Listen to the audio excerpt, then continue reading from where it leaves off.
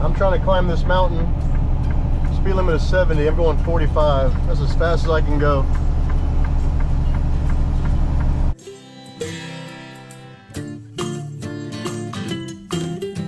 Cars are flying by me, that's for sure.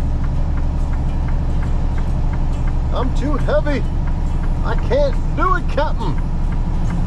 I think I can. Still got a light flurry in the air.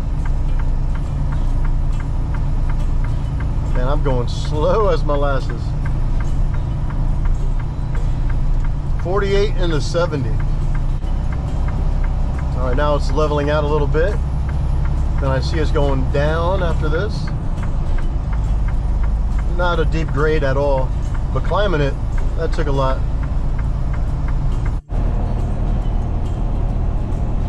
Pretty steep hill. And again, I'm close to 80,000 pounds. So I'm gonna maintain like 65, 68. So I don't lose control when you go around these little curves here, these little turns. Plus I see construction going on ahead. And I see brake lights.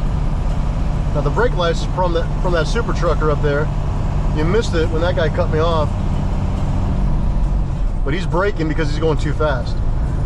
You know, if you do it right, you don't ever have to use your brakes going down a mountain. Just use your Jake brake and just, you know, roll with it. I went down Donner's Pass in California last year, and I wasn't so heavy. I was probably around, with freight, at about like 32,000 pounds, which ain't nothing. And man, I seen cars catching on fire because they were using their brakes, because they're flying down the mountain of Donner's Pass, which is out by Sacramento, California.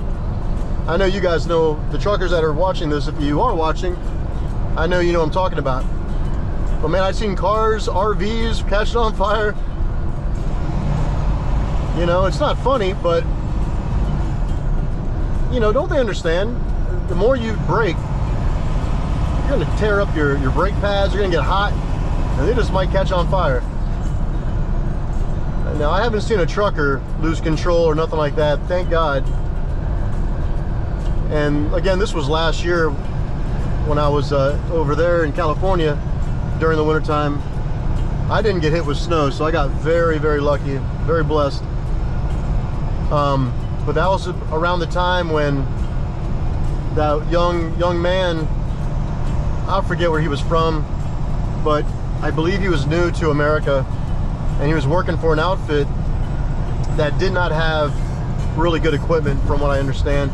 But I'm not saying it was the equipment's fault, because this young man was flying down a mountain.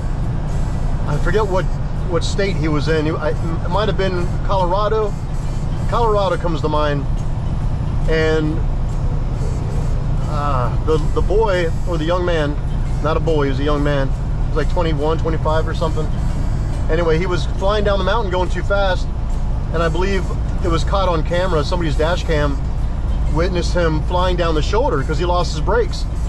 You know, he kept on applying his air brakes, and the more you apply that air brake, you're just releasing your pressure, and he had no brakes at all. Now, he had suicide ramps, and if I see a suicide ramp, I'll point it out to you, those of you who do not know. Anyway, he failed to use the suicide ramps, and oh man, he crashed into I don't know how many cars.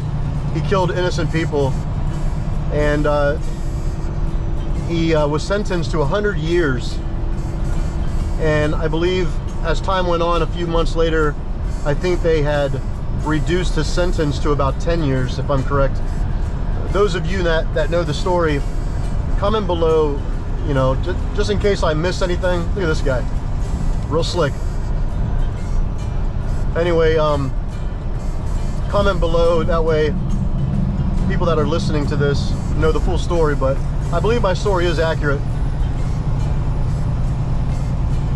Feel bad for the victims, that's for sure. They didn't deserve that.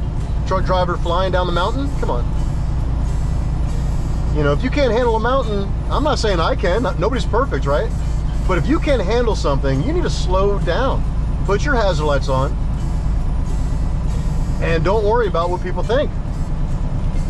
That's a lot of problems that I see with drivers. You know what? When I started driving a truck, this is 10 years ago, you know, I remember I cared so much what truck drivers thought about me because I was new, right? I was a rookie. You know, if I was going up a mountain like I am right now, you know, I was like, oh my gosh, I gotta hurry up because they're gonna get mad at me. Man, who cares? Or if I had to back into a spot, either at a truck parking spot or at a business, and I had to, you know, block 4 lanes of traffic, doing so, people are honking the horns, giving me the good finger and all that. At that time, I was like, man, it was stressing me out. But then as you mature, I guess, into this industry, there's a variant driver. It's pretty cool when you see ADD back in effect. It's pretty cool when you see a variant driver on the highway and you guys shine each other your brights at each other, you know, just to say hello.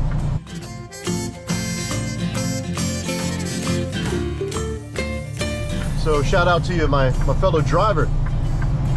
All right, where was I? So, you know what? I cared so much what drivers thought.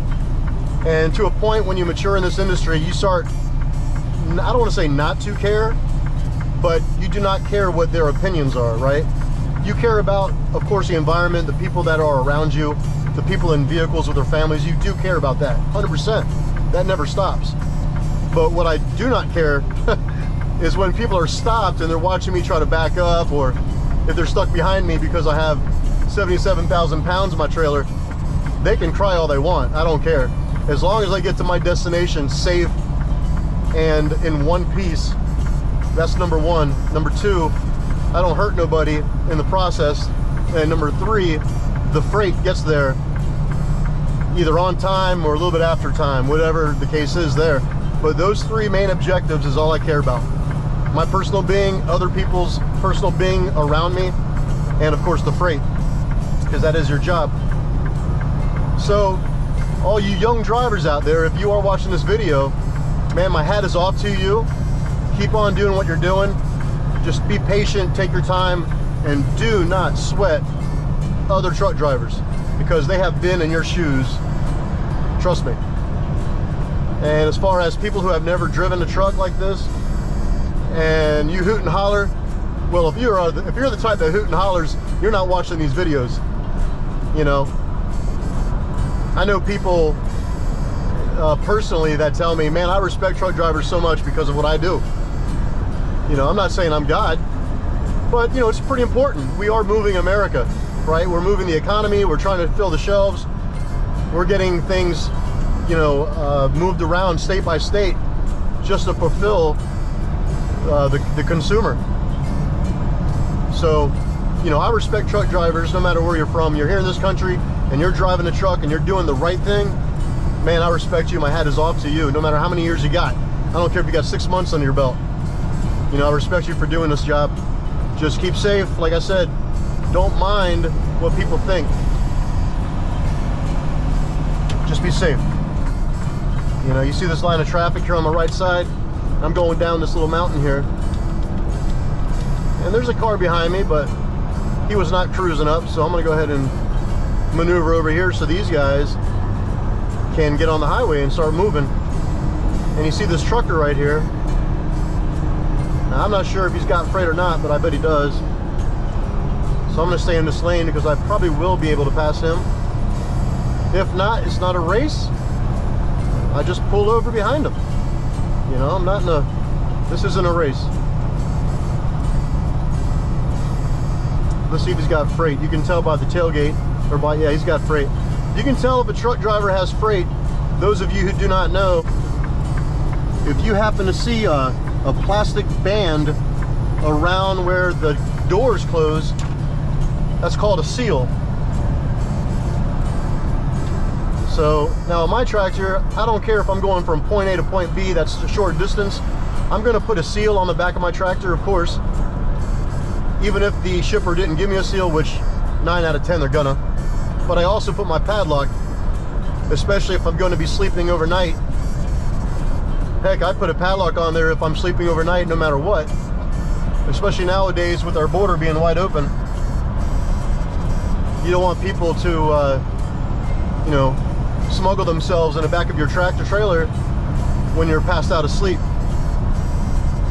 So that's a little suggestion I have for people that are out there. There's a variant. Look at that tractor, man. How cool is that? He's got the American flag on there. I'm not sure if you can see it.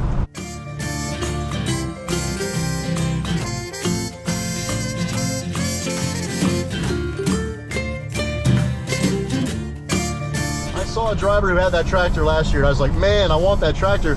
But I believe to have that tractor for variant, you have to have like over so many miles, probably like 1 million, 2 million or something like that. So that's very cool. I like that tractor. Anyway, I was saying, I suggest those who are, you know, hauling a tractor or hauling a trailer, even if there's nothing in it, and you stop for the night, put a padlock on it. You know, remember, our borders are wide open, so you got to protect yourself, because if you get pulled over and there's some illegal immigrants in the side of your trailer, guess what? You just broke federal law. You know, neglect is not the answer. Anyway, I'm going to continue on driving. You guys, thank you so much for listening to my voice. And heck, you just helped me out with bypassing almost like 100 miles talking to you. So I appreciate you guys. Thank you so much. Don't forget a thumbs up. If you're not a subscriber, come on, subscribe, hit that bell so you get notifications every time I do post a new video. And all you drivers out there, truck drivers, be safe. Love you, brother, and I love you, two sisters. And I'll see you at the truck stop.